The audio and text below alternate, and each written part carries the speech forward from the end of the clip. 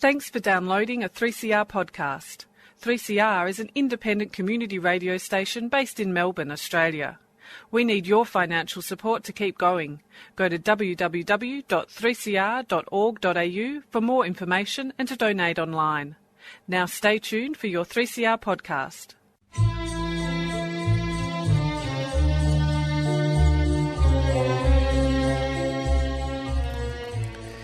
Sabah al-Khair, good morning dear listeners. You're listening to Radio 3CR on 855 AM and Palestine Remembered with Robert Martin, Nasser Mashni and Yusuf Ahmed al-Rimawi.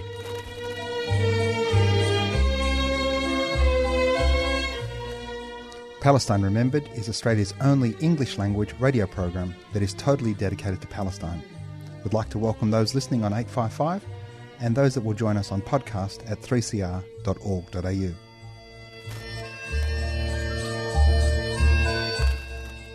Thanks for joining us. Stay with us and enjoy the episode.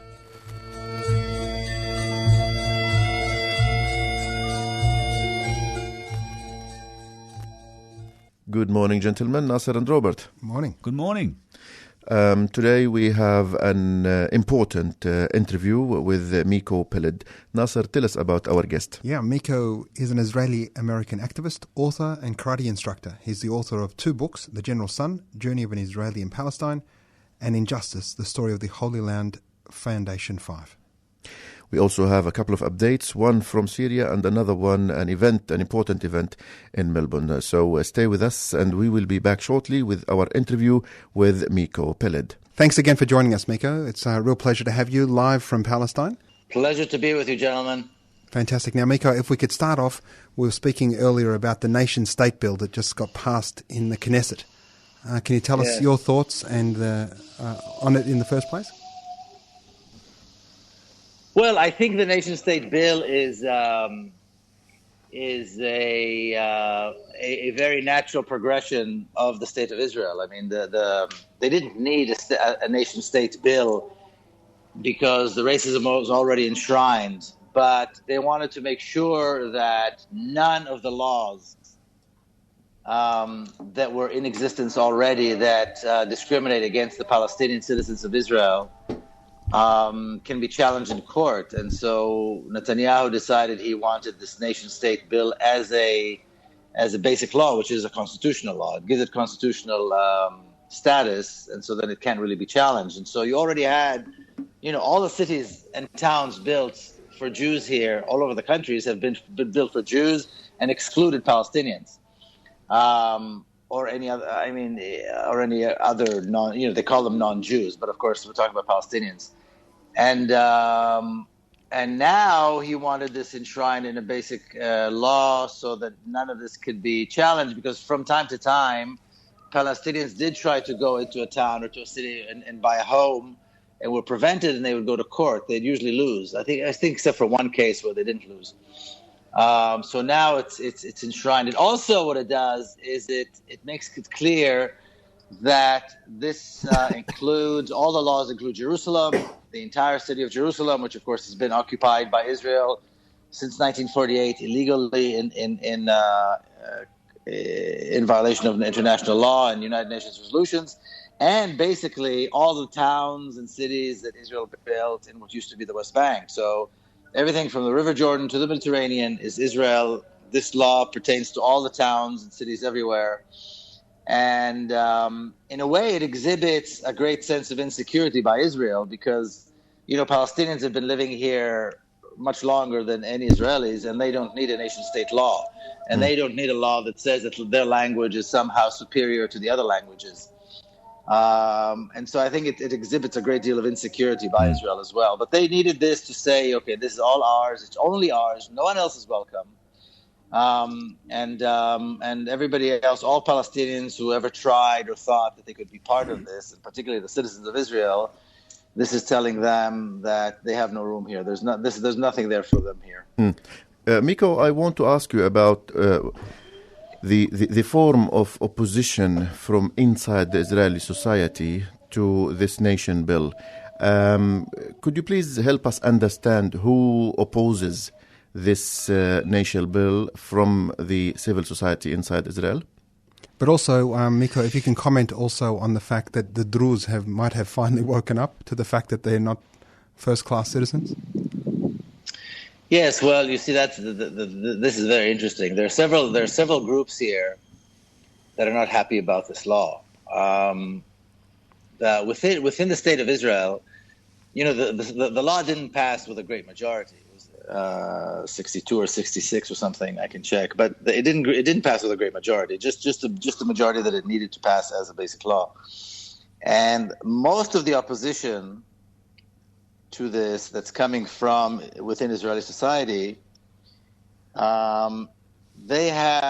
oppose this law mostly because of public relations issues. Yes, it was passed 62 to 55 with 2 abstentions.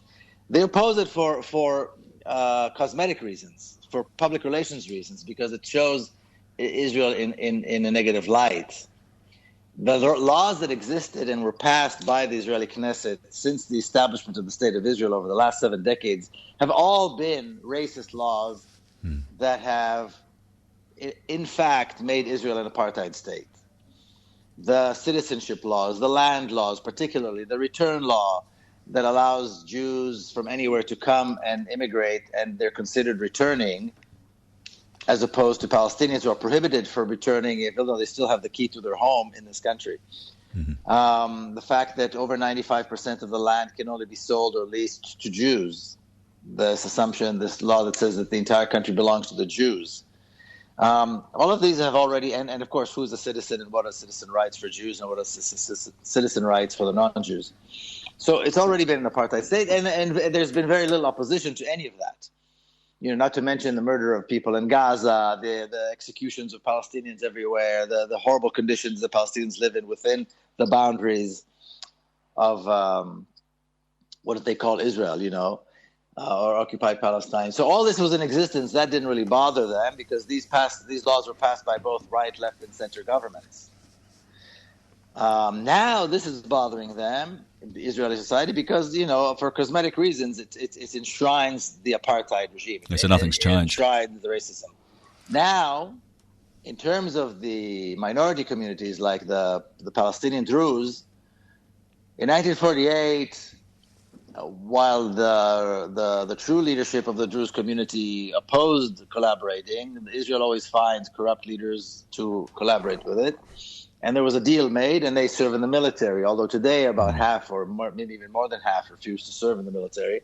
They do serve in the military.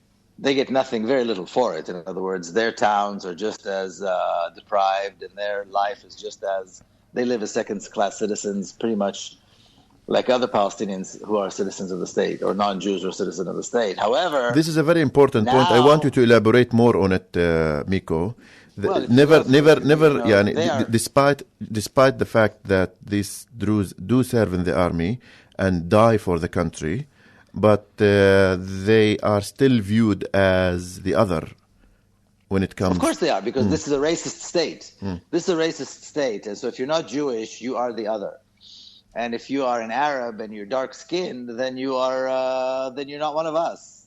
I just want to remind our listeners. A militia. I just want to remind our listeners too, though, Miko, that you are actually an Israeli Jew who is speaking out like this. So if anyone has any misconceptions, I mean, you were raised in this environment and chose to seek out and see the truth. So these hard truths coming are from someone that knows from both sides. And I remember you telling me something when I was with you, Miko, that there was a Druze that was part of the IDF of demolishing someone's house. And they got home and found that their own house had been demolished. And it truly showed that the Druze are non-Jews and get treated like all of the others. So non-Jews. They're Palestinians. I mean, they're Palestinians like any, except their religion is slightly, their version of Islam is slightly different. So they have never been part of Israeli society. Even in the military, they have their own, they're segregated. They're segregated everywhere because they're not Israelis. And it's like a militia, they're basically hired guns. And so when they go home with the uniform and the gun and they have a nice salary because some of them are officers, it's a form of status. But really, in terms of their towns, their life, their inclusion into society, they're Arabs. they're just like Arabs. In other words, which is as low as you can be on the totem pole socially and economically and so forth and politically. So they have no voice. So now this has been told to them in no uncertain terms. Not only has this reality been just the reality, now it's enshrined in the Constitution. Constitutionally, and they're standing up and saying, how can you do this to us? How can you do this to us? And my point is, and this is a point that I make to my friends who are Palestinians who are citizens of Israel, that trying to collaborate with the oppressor, trying to collaborate with the occupier never works. Never works. It only helps the occupier and the oppressor do their job more efficiently. That's it. They say if it wasn't for and I know this is something harsh to say, but it's true. If it wasn't for the collaboration of Jews all over Europe, the Nazis could never have killed so many people. And I don't mean collaboration in that they were Nazis. I mean, they were trying, every time another law passes, there's enough people within the leadership of the community to say, you know what, let's just listen to them and let's work with them. And then, that will guarantee that we can keep living. And then there's another regulation, another law, and before you know it, Jews are being exterminated. So in other words, no occupation, no oppression can work without some cooperation from within the oppressed community. This is historically the reality. And we've learned this lesson one more time, and they see this lesson one more time with all their cooperation and their sincere efforts to work within the system. They have just been spat out by the system. Uncle Tom's, they used to get called, and there's another a house N-word. Yeah. Now, Miko, before we move on to the next question, Robert wants to take you to another dimension. I want, in line of your answer, still ask you about the Bedouin Arabs, who also, some of them or a minority of them, do serve in the army, but nevertheless, they are the most marginalized in the Israeli society, especially the unrecognized villages. Do you want to elaborate on that? Well, yes, exactly. I mean, I think they serve even less today than the Druze community. And they have been completely disenfranchised. You have close to 100,000 who live in towns. These are not, these are towns with tens of thousands of people who predate the state of Israel and refuse to be relocated by the state of Israel, so they get no services. So they have entire towns with no access, with no roads. And so if you need an ambulance, there's no way to get an ambulance. If you have a medical emergency, there's no electricity, there is no running water. They have to walk out miles to buy water. And Robert, I'm sure you remember, we visited a couple of those towns, and they have to go out and they buy water at exorbitant prices, while Jewish settlements all around them, and this is the Negev Desert, mind you, the Jewish settlements all around them are green and flourishing and doing very, very well. There's enormously high unemployment and so forth, and they are completely excluded from the services of the state. We're talking about education, again, medical care, access to emergency care, and so forth. They've been denied. We're talking, again, this is 100,000, and the other 100,000 or so in the Negev Desert who just live in towns that Israel created. Again, the vast majority of them have been relocated from their natural land to these slums, and they are, again, they're prohibited from agriculture, even though they are farmers. Agriculture was their main source of income. So there's high unemployment, terrible poverty. They're excluded from society, and some of them do serve still, although I think much less than before, and they get very little for it. Yeah. I mean, they get no recognition, and they will not ever become a part of Israeli society. And there's also a process of taking away their citizenship now. So, I mean, all of this is happening at the same time. This should come as no surprise to anyone.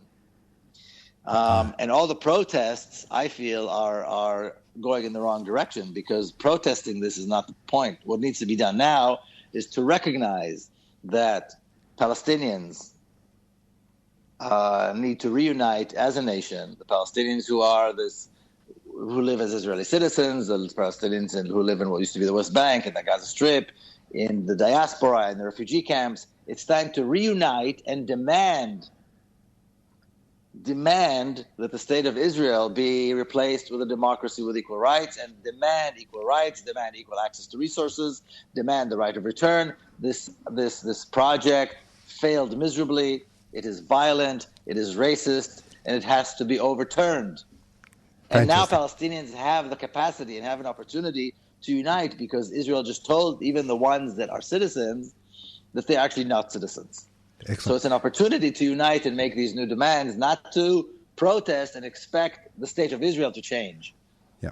Now, Miko, the reality, and you spoke about the vote being 62 to 55 with a couple of abstentions, and the concern with those in the Knesset that voted against it wasn't with the intent of the law, but with the public relations issue that it presents itself when they market brand Israel. And, you know, when Benjamin Netanyahu was in Australia, Malcolm Turnbull said, you know, Australia is like Israel. The United States says Israel is our best friend. The reality is that many more Jews, increasingly, whether they're jumping off birthright buses or they're joining Coat Pink or Ariel Gold and the other Jewish people of good conscience like yourself, Miko, are moving away from the idea that the State of Israel is the bastion and light unto nations. It's a beacon. A beacon. What are your thoughts on worldwide Jewry and what they should be doing now?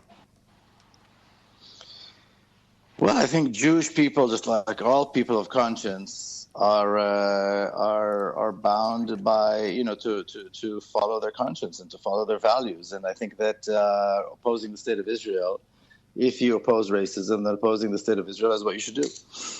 Whether you're a Jew or a non-Jew. And the fact that now some more Jews who used to support the State of Israel are opposing, again, I don't see the opposition as being opposing the state, but more of like, you know, lightweight opposition to certain policies, or again, opposition to this particular law. I don't think it's enough, but there are Jews, and there always have been Jewish people, Jewish communities who oppose the State of Israel, rejected the State of Israel, whether actively or passively. And I think all people, again, whether they're Jews or non-Jews, need to do everything they can to oppose the existence of the State of Israel, because it's not that the State of Israel is committing crimes. It's not that the State of Israel is violating international law. The State of Israel is a crime. The existence of the State of Israel is a violation of international law and the rights of people in Palestine. So I think that has to be the context. And again, protesting a certain policy or a certain law is not enough, because the State of Israel is a racist entity, and that's how it's going to be. It's not going to change, and it's strong enough to remain. And as long as it remains, it will continue to be like this. The opposition needs to be to the very existence of this state in Israel. Now, Miko, if you could briefly comment on this point before we move on to the next topic. You live between Palestine and the United States, and you probably are close to observing the voices of young generations of the Jewish Americans. Is there a bit of a shift within the American Jewry when it comes to their position or automatic unconditional support historically to the State of Israel? Well, the large communities, the large synagogues and so forth are still largely support the State of Israel. And you see some opposition within these communities against, or you see some, they're beginning to vocalize some sense of opposition to certain policies within. But I don't think it's at a point yet where it's significant at all. I mean, you see some young people, rebelling, doing this, that, or the other, but I don't see anything that's significant enough to point to and say, well, there is a major shift. One day we will. So, Miko, something that's really close to you is the Tamimi family. And, Ahed and her mother got out of prison, and I know that you spent some time with the family recently. How was that? How was she? How was Dad? How was Mum? How was the village welcoming her?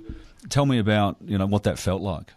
The release of Nariman and Ahed, the mother and daughter, of course, is a wonderful thing. It's an important event, and it was massively significant, and it was a great day and very festive. Although the Israeli authorities tried to ruin it,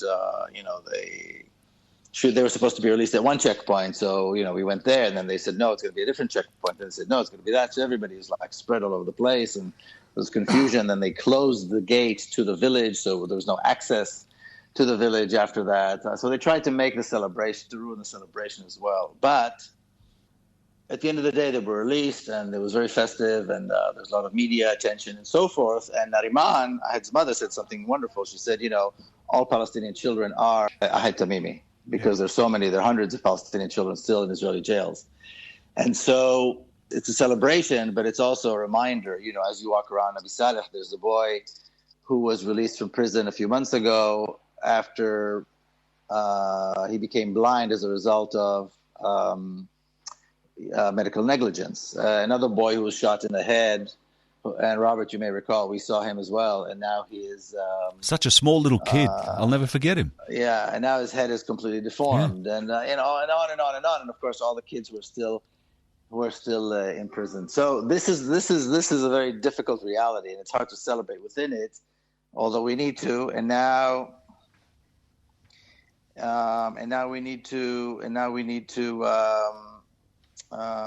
focus on the greater picture here. We can't forget the greater picture here. There has to be a recognition that the situation is severe, and move on and continue to fight. I just got to say that, look, before the show, Yusuf and I were at a restaurant, and we had a slight argument with an Israeli Jew who overheard Yusuf and I talking. And one thing I brought up was that, you had written a book, The General's Son, and it woke me up because he was believing all the propaganda that you were fed. And so for all of our listeners, Nasser's going to ask about Miko's second book. But I just want to put out there that The General's Son was one of the books that sort of shook my cage. I know I was around a lot of Palestinians, and your first book was really quite daunting to me, that you had been basically given one story and believed it until you drove to meet some Palestinians. So please, all the listeners, go out and buy The General's Son. It was a fantastic book, so congratulations. And I'll pass you over to Nasser about your second book, because you now are a very big author, Miko. Well, not anybody can just publish one book. Having one book published on Palestine is an effort in itself. To publish a second, well done, Miko. So the new book is Injustice, the Story of the Holy Land Foundation, 5. Now, Miko, can you take us through these 5 Palestinians and the challenge that what they tried to do was to raise some money for Palestine, and what's ended up happening for them? Well, this is part of a larger picture of of delegitimizing everything that's Palestinian in the West. Everything that's Palestinian has to be somehow connected to terrorism, and so whether it's culturally, whether it's politically, whether it's anything that's Palestinian has to be somehow connected to terrorism. And there was one area that was somehow spared this for a while, and that was relief organizations and charity. So the Holy Land Foundation was a fast-growing, honest, reliable charity relief organization, and then the different tentacles of the Zionist lobby, the Israeli lobby, the Anti-Defamation League, and others were beginning to worry because their success and because their reputation, which was stellar, was changing the narrative. In other words, even though they did not deal with politics, they were showing a side of this reality that Israel doesn't want people to see. The Palestinians as victims, and not victims because of their own doing, but victims because of neglect by the authority, which is the state of Israel, which is supposed to take care of its people, even if they are occupied, even if they are Arabs. So in the early to mid-1990s, they began spreading rumors that Holy Land Foundation is supporting terrorism, that they then, when in the mid-90s, when Hamas became recognized as a terrorist organization in the United States, designated as a terrorist organization, it was claimed that they're sending funneling money to Hamas, and on and on. And then after 9/11, they were targeted immediately and closed down, and their assets were frozen. Your book, Miko, you detail the travesty of justice with respect to their 2 trials to an Israeli agent called Avi, who didn't have to disclose his identity or his credentials, to the judge issuing the sentence. Maybe take us in a couple of minutes, because we're running out of time, Miko, just through to the end.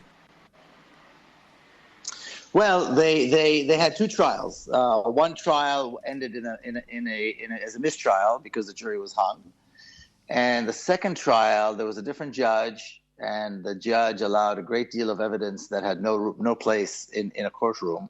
That was completely irrelevant. And in both trials, there was an unprecedented issue, which was allowing anonymous foreign agents to testify as expert witnesses, which is unconstitutional. It goes against it contravenes the U.S. Constitution.